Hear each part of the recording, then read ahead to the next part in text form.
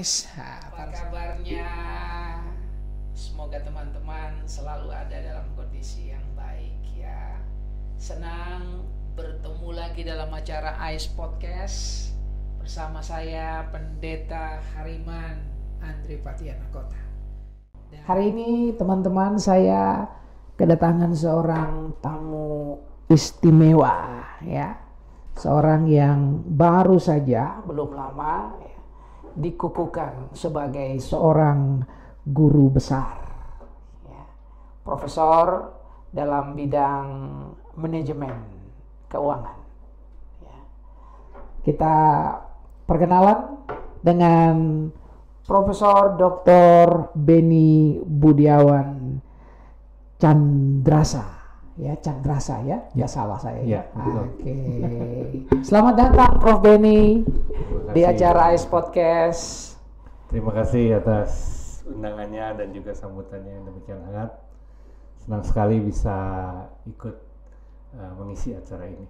Oke, hatur nuhun pisan kata orang Sunda ya. Salam para sahabat semua. Nah, Prof Ben, gimana setelah Anda menjadi seorang guru besar? Bisa cerita sedikit sampai ke guru besar itu gimana? Suka dukanya?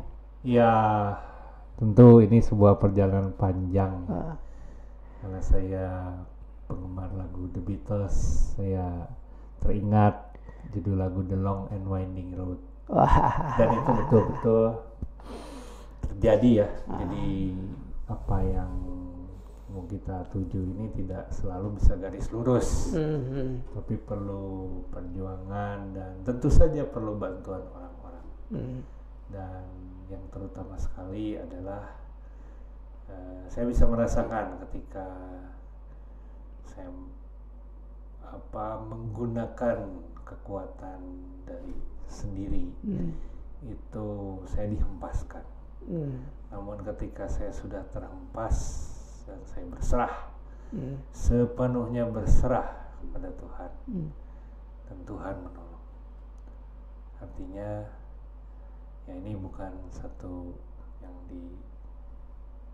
dibuat-buat, tapi ini memang saya alami sendiri. Hal yang mustahil di pikiran manusia sudah mustahil, tapi saya berdoa ya terus pada Tuhan Yesus ya, kemudian saya diberi mujizat. Ya itu sedikit. Jadi menjadi seorang guru besar itu Prof Ben hayati sebagai anugerah ya, anugerah dari Tuhan, dan tentu jadi guru besar tanggung jawabnya juga besar ya. Ya, karena ya saya kemudian ya menjadi guru besar di Maranatha, tentu saya membawa nama baik Maranatha. Iya. Itu saja. Dan ini teman-teman menarik, waktu Prof Ben membawakan orasi ya, orasi ilmiah ya, sebagai bentuk pertanggungjawaban akademik, bahwa ini guru besarnya bukan guru besar abal-abal gitu ya, bukan guru besar yang kita harus bayar terus guru besar honoris causa ya, bukan ya. Ini betul-betul guru besar yang diperoleh karena tadi ya berkat Tuhan, tapi berkat Tuhan itu diberikan sebagai ganjaran atas ketekunan ya, dedikasi menjalankan tridharma perguruan tinggi ya. Dan Prof Ben, waktu orasi itu Anda membawakan orasi dengan judul, ini saya baca ya, pengendalian tingkat inflasi ya melalui supremasi hukum dan stabilitas politik untuk mencapai stabilitas perekonomian. Nah, ini ada beberapa kata kunci penting ya. Pertama, inflasi ya, ada inflasi. Kenapa harus dikendalikan? Apa itu inflasi dan kenapa harus dikendalikan? Baik. Mohon izin saya menjelaskan mungkin pada teman-teman, saudara-saudara yang bukan di bidang ekonomi, saya ingin menjelaskan sedikit bahwa inflasi terjadi pada hakikatnya adalah kenaikan harga dari produk dan jasa. Nah, lalu kenapa terjadi kenaikan harga? Jadi kalau kita lihat sekarang pertumbuhan atau pertambahan jumlah manusia ini sudah mendekati 10 miliar orang ya. Kalau kita baca sejarah waktu tahun 1930-an sudah mulai ada sensus gitu ya. 1980-an ada berita di Dunia Dalam Berita yang menyatakan manusia saat ini mendekati 5 miliar orang. Nah, di situ saya mulai mencari tahu gitu kan perkembangan jumlah manusia. Dan tidak berapa lama kemudian tahun 2020 rasanya itu udah mencapai 8 miliar. Nah, kenapa hal ini terkait dengan inflasi? Karena kebutuhan. Orang butuh makan, pastinya butuh sandang, butuh papan, dan kebutuhan transportasi lainnya juga. Nah, kebutuhan ini dipenuhi, dipasok oleh lahan, oleh pabrik yang terbatas. Bahkan lahan pertanian semakin sempit, meskipun dengan intensifikasi pertanian mungkin hasilnya bisa lebih banyak, tapi tetap tidak bisa mengejar jumlah orang. Kalau kita pernah lihat, mungkin sering melihat juga ya, foto keluarga. Ada tuh foto keluarga, biasanya opa oma berdua di tengah, kemudian anak 2, 3 atau 4 di belakang, kemudian cucu. Cucunya banyak. Kenapa? Karena dari 3 atau 4 orang itu kalau beranak 2 saja sudah jadi berlipat. Sedangkan itu dari 2 manusia. Bayangkan jika bukan hanya sepasang manusia itu, tetapi ada katakanlah 2 miliar pasang atau 1 miliar, 2 miliar. Berarti kan pertambahannya semakin luar biasa pesat, luar biasa meningkat.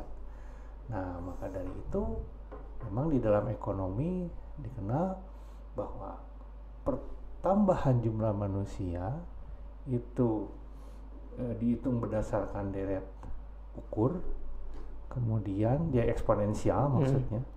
Sedangkan kalau pertambahan jumlah produksi deret hitung, artinya secara garis lurus. Berarti kan kalau eksponensial lebih cepat naik. Nah, itulah yang menyebabkan kebutuhan atau demand lebih tinggi dari supply. Nah, kalau demand lebih tinggi dari supply, atau bahasa umumnya demand itu permintaan lebih tinggi dari penawaran, maka harga akan naik. Itu hukum ekonomi. Jadi disitulah memang terjadi ya, kenapa ketika pertambahan jumlah manusia semakin banyak, harga-harga semakin tinggi di negara yang jumlah penduduknya semakin banyak. Namun di negara-negara yang jumlah penduduknya mengalami penyusutan, seperti katakanlah di Jepang, di Swiss, itu bisa terjadi penurunan tingkat harga, dengan kata lain deflasi. Nah,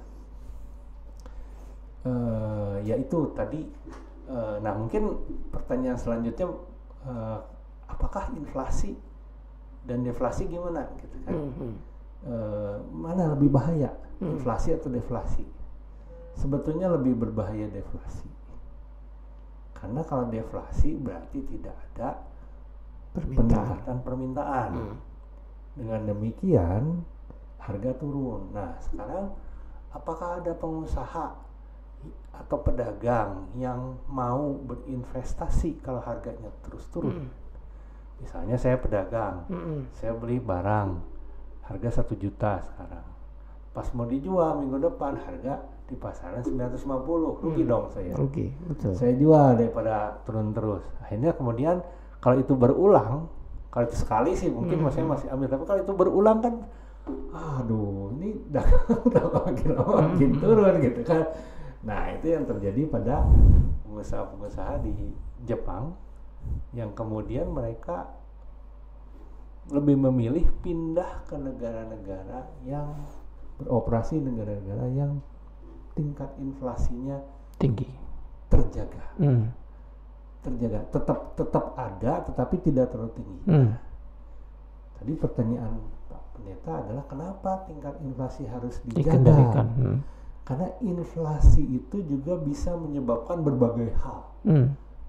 Ya, misalnya kan hiperinflasi, berarti inflasi yang tidak terkendali. Kalau inflasinya tidak disertai dengan daya beli, maka masyarakat akan kaget. Betul. Shock.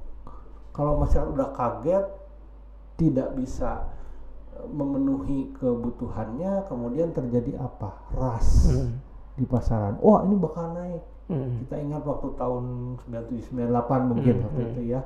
Ketika harga-harga tidak terkendali, orang yang punya uang menumpuk bahan makanan. Demikian juga waktu COVID. Waktu itu. Kalau yang masih dekat panic buying. Perlu nggak perlu beli dulu, tumpuk, sehingga di pasaran kosong. Tapi waktu itu pemerintah udah bagus sih tahun 2020, udah mengendalikan. Artinya dipasok terus sehingga tidak terjadi panic buying. Tapi waktu tahun 97-98 ketika ada kerusuhan, tahun 98 ketika habis kerusuhan Mei, itu saya mengalami cari susu susah, cari beras susah, meskipun punya duit. Apalagi yang punya duit. Dan ketika itu terjadi, harga barang semakin meningkat. Betul. Ujung-ujungnya kemana? Ujung-ujungnya masyarakat marah, demo, dan kemudian terjadi seperti summer di Arab Spring, Arab Spring, Tunisia, penggulingan pemerintahan, kemudian Suriah rusuh dan akhirnya dan sebagainya.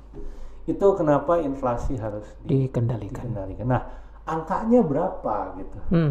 Nah, ini rule of thumb, artinya panduan. Tidak ada rumus matematik yang bisa fix gitu ya.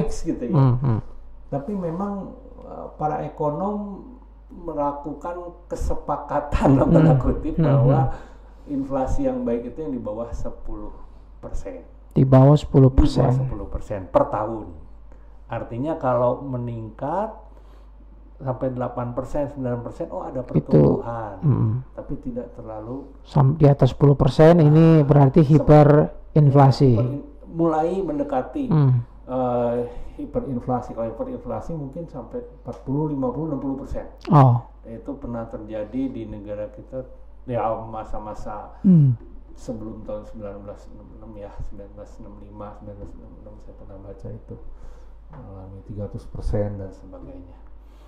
Ya itulah mengapa inflasi itu di satu sisi perlu supaya investor tertarik untuk berinvestasi, di sisi lain masyarakat juga punya daya beli supaya tidak kemudian dia terlalu tinggi sehingga tidak terkerja dengan penghasilannya.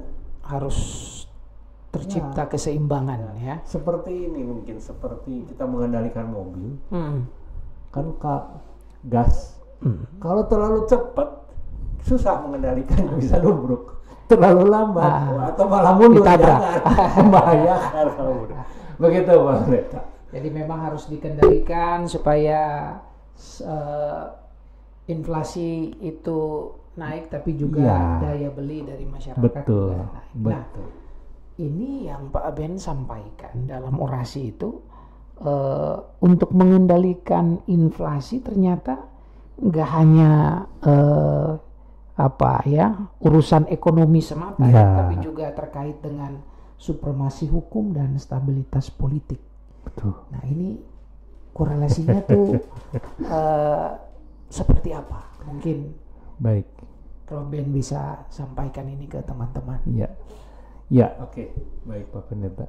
Ya mungkin sudah umum diketahui kalau kebijakan pengendalian inflasi itu secara teoritis melalui dua pintu masuk, yaitu kebijakan fiskal atau kebijakan moneter. Kebijakan fiskal artinya dengan pajak dan instrumen lainnya, cukai dan lainnya. Kebijakan moneter melalui pengendalian suku bunga. Jadi artinya kalau kebijakan fiskal yang dilakukan, ini yang teoritis dulu ya. Ini inflasi bisa ditekan kalau misalnya pajaknya tinggi untuk barang-barang yang mewah dan sebagainya, sehingga orang tidak tertarik untuk membeli barang-barang yang mewah. Nah, atau pengetatan mata uang beredar, jumlah uang beredar, pengetatan jumlah uang beredar maksud saya. Itu bisa. Ada juga melalui kebijakan moneter, salah satunya ya pengendalian jumlah uang beredar itu melalui tingkat suku bunga. Jadi kalau tingkat suku bunganya tinggi, orang kan ya lebih baik taruh di bank lah, gitu kan, daripada saya belanja kan uangnya tahun 99 itu tingkat suku bunga di Indonesia bisa capai 50% setahun, ada yang 60%, wah 5% sebulan. Nah itu dalam rangka apa? Dalam rangka menekan tingkat inflasi. Tapi itu kebijakan moneter. Nah kalau itu yang saya kemukakan itu udah ada teorinya. Nah tapi saya ingin mencari variabel lain yang juga diduga mempengaruhi ya waktu itu, diduga mempengaruhi. Saya melihat bahwa inflasi itu terjadi ketika satu negara mengalami satu gejolak. Katakanlah di negara Timur Tengah ya. Kemarin kerusuhan di Ambon, di Poso gitu ya. Nah itu orang-orang juga mengalami kesulitan. Selain panic buying juga investor tidak mau datang berinvestasi di sana. Inflasinya semakin merajalela gitu ya. Nah, lalu stabilitas politik itu kenapa sih bisa terjadi politik tidak stabil? Nah, saya lihat di berbagai berita dunia juga politik menjadi tidak stabil karena tidak ada supremasi hukum. Ya, politik bisa jadi stabil kalau hukumnya tegas. Mohon maaf, saya ambil contoh kejadian di Capitol Hill waktu 4 tahun yang lalu ya. Pada saat waktu itu Joe Biden yang menang waktu itu. Kemudian pendukung presiden sebelumnya nggak terima dan kemudian dihembuskan adanya kecurangan, sehingga kemudian orang demo datang dan menyerbu Capitol Hill, yaitu merupakan gedung DPR-nya di Amerika, House of Representatives ya di sana. Nah itu cepat bisa dikendalikan. Kenapa? Karena hakim agung itu di sana, hakim agung Amerika, jaksa agung kemudian bertindak meredam. Wah, udah ini yang menang ini, nggak boleh ada rusuh, harus terima. Itu jadi orang begitu supremasi hukumnya bisa diterapkan, ditegakkan, maka politik bisa stabil. Kalau politik stabil, inflasi juga bisa terkendali. Gitu. Investor mau datang. Investasinya ada kabar ya.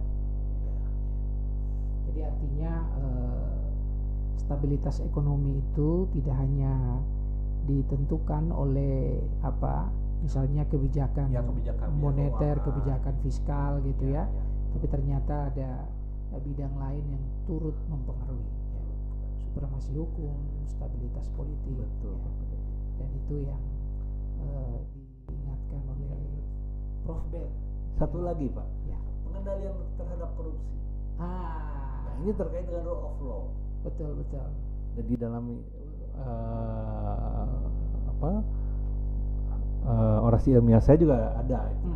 Tapi memang tidak tercatat di dalam judul karena memang terlalu panjang nanti. Karena korupsi nggak bisa dikendalikan, trustnya hilang, ya, lalu akhirnya ya iklim investasi juga jadi rusak ya. Jadi ujung-ujungnya ekonomi jadi monoton. Ya. Nah, ini menarik, ini pesan yang penting ya, khususnya untuk para pemegang kekuasaan ya, para politisi ya, para pejabat negara ya, baik di pemerintahan pusat maupun di daerah, bahwa ternyata supremasi hukum ya, upaya penegakan hukum demi menciptakan stabilitas politik itu punya korelasi yang sangat kuat untuk menciptakan stabilitas ekonomi. Dan kita tentu berharap ya, Prof Ben, Indonesia akan stabil politiknya ya, hukumnya itu ditegakkan, jangan tebang pilih apalagi dengan koruptor yang korupsinya itu triliunan kok bisa sama dengan yang maling ayam ya, yang maling coklat ya, itu ironi ya. Dan kita berharap korupsi di Indonesia juga semakin berkurang ya. Amin. Untuk tidak dibilang bahwa hilang gitu ya. Kita ya semakin berkurang, tentu sekali lagi dengan supremasi hukum. Hatur nuhun Prof Benny ya, semoga nggak bosan-bosan ya. Kita akan ngobrol lagi di percakapan berikutnya dengan Prof Ben, dan semoga teman-teman tetap antusias mengikuti AIS Podcast ya, bersama saya Pendeta Hariman dan tamu yang keren hari ini Prof Benny ya. Salam AIS dari kami, integrity, care, excellent. Sampai bertemu lagi. Bye.